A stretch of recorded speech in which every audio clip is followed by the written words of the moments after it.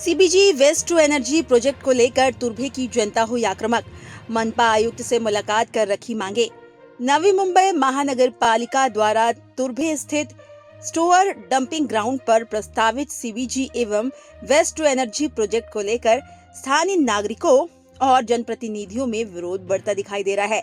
आरोप लगाया जा रहा है कि इस प्रोजेक्ट को स्थानीय नागरिकों और जनप्रतिनिधियों को विश्वास में लिए बिना लागू किया जा रहा है। इसी मुद्दे को लेकर बुधवार को तुर्भे क्षेत्र के शिवसेना नगर सेवक एवं पूर्व स्थायी समिति सभापति सुरेश शिवाजी कुलकर्णी के नेतृत्व में एक प्रतिनिधि मंडल ने मनपा आयुक्त डॉक्टर कैलाश शिंदे से मुलाकात कर अपनी मांगे रखी। इस दौरान नगर सेविका अबोली कुलकर्णी, सविता सांगले, सविता लगाड़े, पूर्व नगर सेविका संगीता वास्के, डॉक्टर रामचंद्र सांगले, एड गुरु सूर्यवंशी, देवीदास लगाडे, अनिल पाटिल, दीपेश शिंदे, सुभाष गुप्ता, के.आर. बागमारे सहित कई स्थानीय नागरिक उपस्थित थे। गेल्या आम्ही महिनाभरात की ते डम्पिंग संदर्भात पत्रव्यवहार केलेले आहे। पत्रव्यवहार डम्पिंग ग्राउंडला म्हणजे आताच महिनाभरात नाही, गेल्या आता 10-12 वर्षापासून पत्रव्यवहार करतो आम्ही। त्या ठिकाणी डम्पिंग ग्राउंड हटवा, दुसरीकडे न्या। आता त्या ठिकाणी पहिला, दुसरा, तिसरा, चौथा, पाचवा, सहावा, सातवा, आठवा शील पूर्ण सगळे क्लोज केले। त्या ठिकाणी जिथली कुठली मशिनरी आहेत ते आता प्रोसेस होतं, त्या ठिकाणी काही प्रोसेसिंग होत नाही, काय नाही, 100% कचरा तिकडे लँडफिलला साठला जातो। आम्ही तरी सहन केले। त्या ठिकाणी पावसाळ्यात छोटे छोटे किडे येतात, लोकांना एवढी त्रास झालाय, टीव्ही झालाय, दमाचे बिमारी झाले, नगरसेवकाला देखील टीव्ही झालेले। अशा परिस्थितीमध्ये त्या ठिकाणी आता जेवढे शील होते तुमचे सगळे क्लोज केले तुम्ही, आता तर दुसरीकडे जावा। आम्ही पत्रव्यवहार करतो, सभागृह चालू दिलं नाही। आज कुठेतरी त्या ठिकाणी वेस्ट टू एनर्जी एक प्लांट, मोठी सीबीजी प्लांट बसवणार आहे।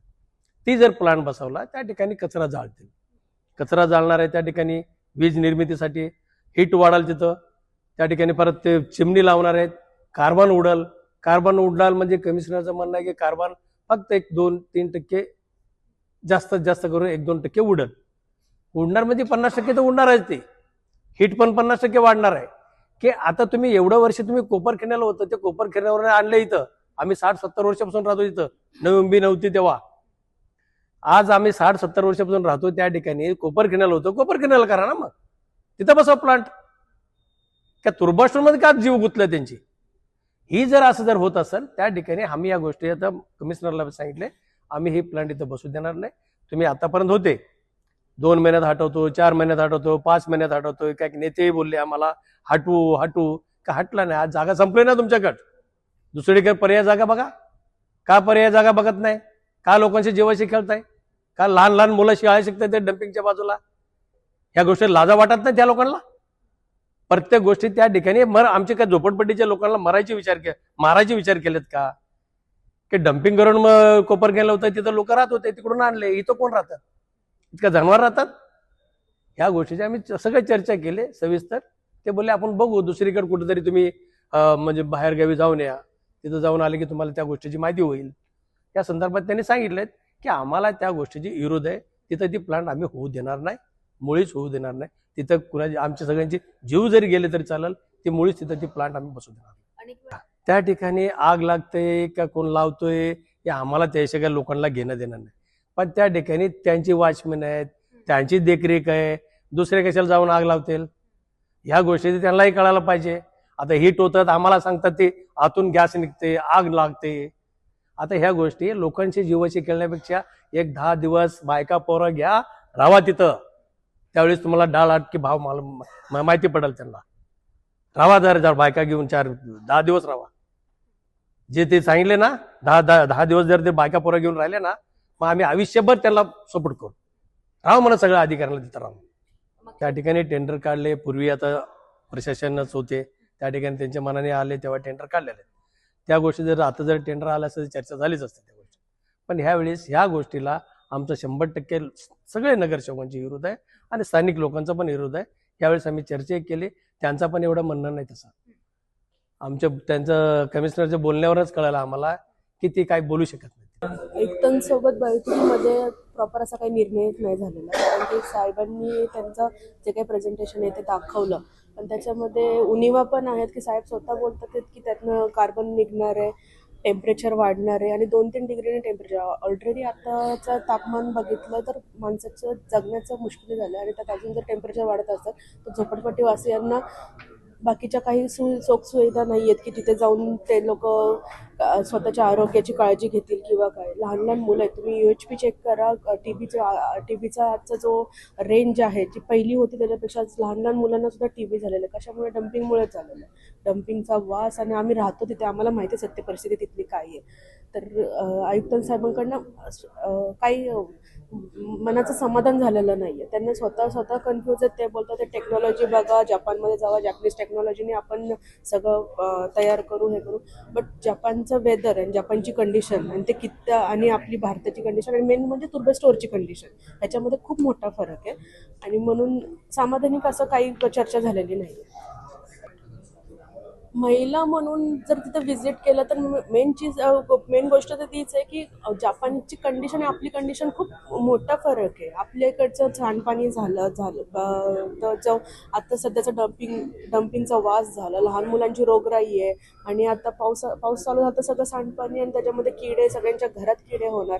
आणि एक महिला म्हणून जर तिथं गेलं तर तिथं कोणतीही परिस्थिती नाही आहे की किडे कोणाच्या घरात जात नाही आहेत. आणि तिथं जरी व्हिजिट केलं तरी व्हिजिटिंगमध्ये पण मला नाही वाटत की काहीतरी निष्पन्न होईल. आपल्याला सर्वांना माहिती आहे की तुर्भेमध्ये नवी मुंबई महानगरपालिकेचं आपण सगळं जो कचऱ्याचं क्षपणभूमी जी आहे ती तिथे आहे. जवळजवळ 100 एकरावर आहे तिथे. आणि सध्याचे आपण त्याच्यामधून जवळजवळ 350-400 टनापर्यंत खत तयार करतो आणि बाकीचं 350-400 टनापर्यंत आपण RDF तयार करतो. आणि आजच्या तारखेला जर बघितलं असेल तर जवळजवळ 1000 टनापर्यंत कचरा आता तयार होतो. आणि भविष्य काळामध्ये 2050पर्यंत जवळजवळ तो आपल्याला 2000 टनापर्यंत हे कचऱ्याचं उत्पादन दररोजचं आपलं होणार आहे. राज्य शासनाने, केंद्र शासनाने जे काही घनकचरा व्यवस्थापनाचे नियम केले, आता 2026मध्ये त्याच्यामध्ये आणखीन बदल केला. 2016ला पहिला नियम झाला. त्याची शास्त्रोक्त पद्धतीने विल्हेवाट लावणं ही एक प्रथम जबाबदारी महानगरपालिकेवर एक संस्था म्हणून स्थानिक स्वराज्य संस्था म्हणून येते.